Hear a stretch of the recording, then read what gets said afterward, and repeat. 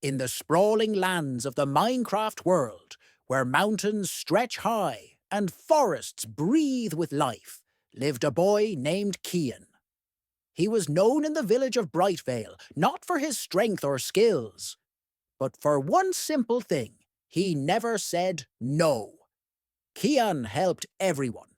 If the blacksmith needed coal, he'd mine for hours. If the farmers needed wood, he'd chop down entire forests. If someone had a project, Kian joined without question.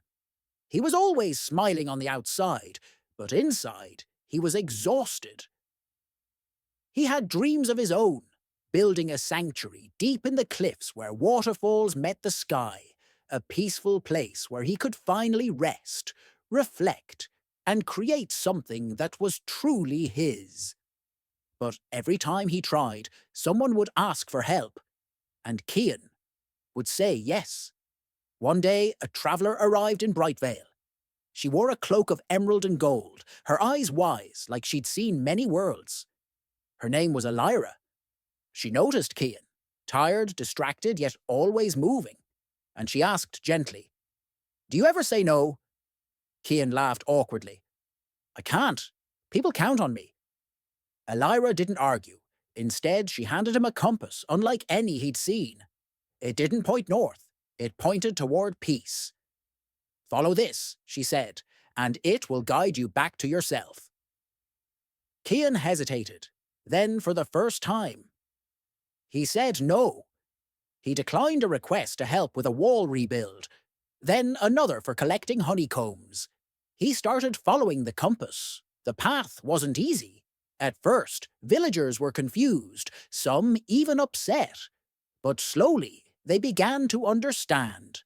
And something inside Kian changed. As he trekked through jungles, deserts, and icy peaks, the compass led him not just to distant lands, but to clarity. Along the journey, he met others who also struggled with boundaries. They shared stories. They healed together. Kian realized saying no wasn't rejection. It was redirection. It was choosing what mattered. Eventually, the compass led him to the cliffs of his dreams. There, Kian built his sanctuary, lush, quiet, breathtaking. But he didn't build it alone. Some villagers inspired by his journey came, not demanding his help, but offering theirs. For the first time, Kian wasn't just needed, he was understood. And from his sanctuary, with waterfalls singing and lanterns glowing in twilight, Kian finally felt it: true happiness. Saying no isn't selfish. It's self-respect.